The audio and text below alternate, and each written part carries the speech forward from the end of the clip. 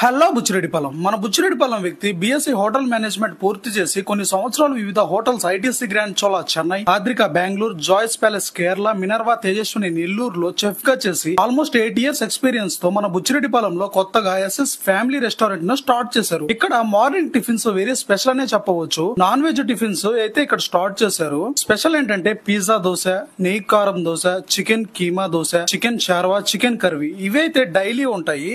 And also Sunday special వచ్చి mutton paya with tiffins. నేనైతే mutton paya with dosa అయితే తిన్నాను. దోశలోకి మటన్ గానీ చికెన్ గానీ ఎప్పటికీ సూపర్ గా ఉంటుంది కాంబినేషన్. టేస్ట్ అయితే చాలా బాగుంది.